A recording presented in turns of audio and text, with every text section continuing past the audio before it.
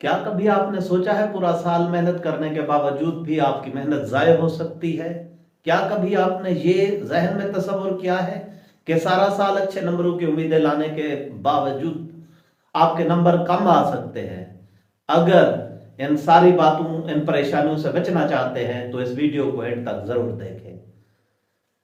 अस्सलाम वालेकुम, मैं हूं मोहम्मद अयाज। आप देख रहे हैं मेरा यूट्यूब चैनल अयाज माइंड। अगर आपने इस चैनल को पहले सब्सक्राइब नहीं किया तो आज सब्सक्राइब कर लें ताकि आपको इंफॉर्मेटिव वीडियो और एजुकेशनल वीडियोस मिलती रहें। आज मेरा जो वीडियो बनाने का मकसद है, मैं बच्चों को ये बताना चाहता हूं आप लोगों के सारा साल मेहनत करने के बावजूद भी आपके नंबर कम हो सकते हैं। आपके नंबर क्यों कम आ सकते हैं? वो छोटी छोटी सी मिस्टेक्स हैं जिन पे अगर आप तवज्जो नहीं देंगे तो आपकी मेहनत जाया हो सकती है। इससे पहले कि आपको साल के एंड में पछताना पड़े या पेपर देने के बाद जब रिजल्ट आए आपको पछतावा हो, तो आपको ये पूरी वीडियो तवज्जो से देखनी होगी ताकि वो पॉइंट, वो वजूहात जिसकी बेस पे, जिसकी बुनियाद पर आपके नंबर कट सकते हैं या खुदा ना खास्ता आप फेल हो सकते हैं, तो उससे अब भी टाइम है, आप बच सकते हैं। पहली तो ये मेन जो वजह है, पेपर अटेम्प्ट करना।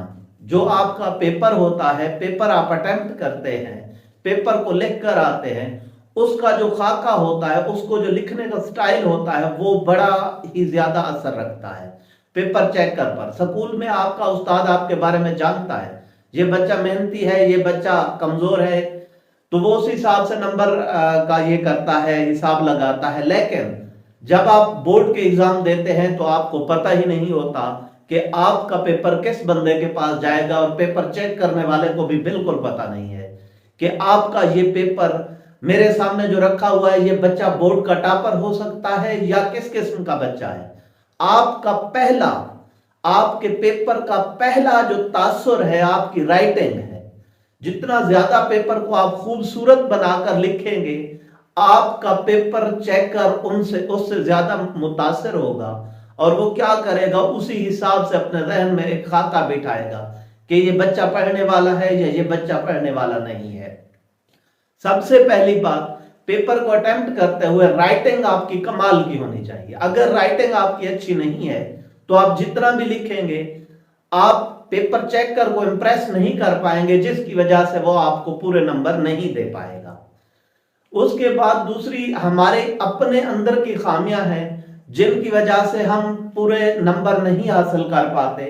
उसकी वजह यह है कि जिस तरह बच्चों को पहला पहला सालाना पेपर होता है, उनको टाइम मैनेजमेंट का पता नहीं चलता कि पूरा पेपर मैं अपने पूरे टाइम में क्या कैसे मैनेज कर पाऊं।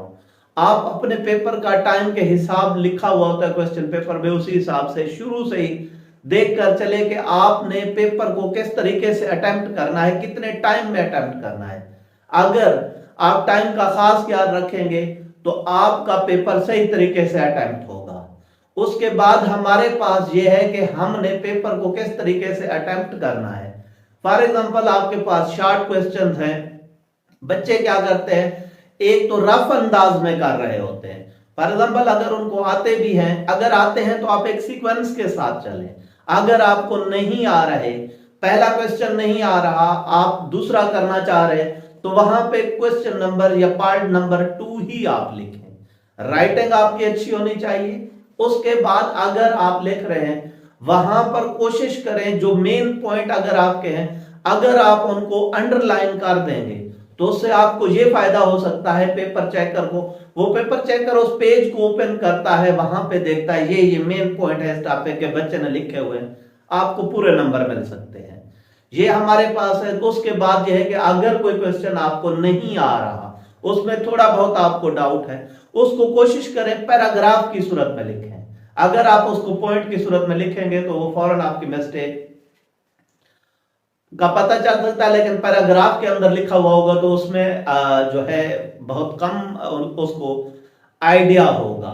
और दूसरी बात यह है कि आपके पास जब भी आप पेपर अटेम्प्ट करते हैं, जैसे फिजिक्स का हो गया, इस हिसाब से जब आप वहां पर लिखते हैं किसी किस्म की यूनिट वगैरह या कुछ भी, फॉर एग्जांपल फोर्स है, न्यूमेरिकल आपने हल किया, वहां पे आपके पास आंसर आ जाता है 5 न्यूटन। इस तरह उसको बॉक्स में बंद कर दिया करें।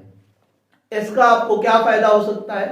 अगर आपका आंसर ठीक है, पीछे कहीं पे कोई मिस्टेक भी है, तो बाज़ औक़ात पेपर चेकर की निगाह सर जवाब पर जाती है, वो ये देखता है जवाब ठीक है तो मे बी वो पिछले पूरे को ना भी पढ़े, आपको बचत हो सकती है। लेकिन अगर आपने मिस्टेक की हुई है पहले, अगर वो पूरा पढ़ेगा तो वो वैसे ही काट लेगा, लेकिन अगर वो पूरा ना पढ़े, वो जस्ट आंसर की तरफ आए, तो आप आंसर मेंशन जब आप कर देंगे सर्कल में, तो आपको इस तरीके से बचत हो सकती है। इस हिसाब से अगर वहां पर आप अपना जहन बनाकर बैठेंगे, उसी हिसाब से पेपर को खूबसूरत लिखेंगे, तो आप अच्छे नंबर ले सकते हैं। पहला वही एंड में शुरू में मैंने आपको बात की, आपका पेपर का लिखने का जो अंदाज है, सबसे पहले जो इंप्रेस करता है पेपर चेकर को, वो यही चीज है। और उसके बाद ये चीज है कि जितना कम वक्त लगेगा पेपर चेकर को पेपर चेक करने के लिए, आपको उतने मार्क्स मिलने के ज्यादा चांसेस है। फॉर एग्जांपल, अगर किसी बच्चे ने रफ राइटिंग की हुई है, वो क्या करेगा, वो सारे को पढ़ेगा, उसका बहुत ज्यादा टाइम लग जाएगा। इस तरीके से वो डेली बेस पे बहुत कम पेपर चेक कर पाएगा। तो इस वजह से अगर आपको सारा पेपर आता है लेकिन आपकी लिखाई बेहतर नहीं है, राइटिंग अच्छी नहीं है, तो वो क्या होगा कि वो पहले ही पेपर को देख के एक आइडिया लगा लेगा कि ये बच्चा जो है, जिसकी राइटिंग ही अच्छी नहीं है, ये बच्चा एवरेज होगा, तो वो नंबर भी उसी हिसाब से फिर एवरेज ही रखता है। तो राइटिंग जितनी हो सके आप अपनी बेहतर करें, टाइम का खास ख्याल रखें। इसी तरीके से अगर कोई मेन पॉइंट है, उनको अगर आप अंडरलाइन कर देंगे, तो वो भी आपके लिए बेहतरीन साबित होगा। आपका रिजल्ट उससे बहुत अच्छा आ सकता है। आपके पेपर नजदीक आ रहे हैं, आप मेहनत करें और इन चंद पॉइंट्स को आप अगर जहन में रखेंगे, तो आप बहुत अच्छा रिजल्ट हासिल कर सकते हैं। जिस तरह हमारा रिजल्ट जब एंड में आता है, तो उसमें मेन दो किरदार होते हैं, एक टीचर का जो पढ़ा रहा होता है, और दूसरा स्टूडेंट का जिसने पढ़ा है, जिसने जाकर पेपर दिया है। इन दो किरदारों पे बात होती है कि या तो टीचर ने इसको सही नहीं पढ़ाया था, या बच्चे ने सही नहीं पढ़ा था। लेकिन इसमें हमारे पास एक गुमनाम किरदार, जिसको हम कहते हैं पेपर चेकर, उसका बहुत बड़ा किरदार होता है। उसको ना आप जानते हैं, ना आपका टीचर जानता है, ना वो पेपर चेकर आपको जानता है कि आप मेहनती बच्चे हैं या नहीं है। तो उसको मुतासर करने के लिए सबसे ज्यादा यही चंद पॉइंट है। अगर आप उसको पहले ही निगाह में आपका पेपर उसको इंप्रेस कर पाया, तो आपका रिजल्ट क्या होगा, बेहतर नहीं बेहतरीन होगा, एक्सीलेंट रिजल्ट आएगा। और उसमें यह है कि अगर आपका रिजल्ट खराब आता है, तो एंड में बात यही होती है, या टीचर ने सही नहीं पढ़ाया, या बच्चे ने सही नहीं पढ़ा। हालांकि बच्चे ने भी सही पढ़ा होता है, टीचर ने भी सही पढ़ाया होता है, लेकिन बच्चे को पेपर अटेम्प्ट करने का तरीका नहीं आता। पेपर में ये चंद चीजें होती हैं जिनकी वजह से बच्चा पेपर सही तरीके से नहीं कर पाता। बालों का यही होता है, बच्चा कहता है कि पेपर तो सारा मैं कर लेता, या मैं पेपर सारा अटेम्प्ट कर लेती, लेकिन मुझे टाइम का पता नहीं चला, जिसकी वजह से मेरा पेपर जो है वो पूरा नहीं हो सका, और मेरे 2 नंबर 4 नंबर 6 नंबर कम आएंगे। तो इसलिए उस परेशानी से बचने के लिए इन चंद पॉइंट्स को अगर आप अपने पेपर की तैयारी के साथ साथ जहन में रखेंगे, तो इंशाल्लाह आपका रिजल्ट एक्सीलेंट आएगा। आपको किसी किस्म के रिजल्ट वाले दिन परेशानी का सामना नहीं करना पड़ेगा। अगर आपको मेरी ये वीडियो अच्छी लगी है, तो मेरे चैनल को सब्सक्राइब, लाइक और कमेंट जरूर करें, ताकि मैं आपके साथ एजुकेशनल और आपके फ्यूचर के लिए इंफॉर्मेटिव वीडियो बनाता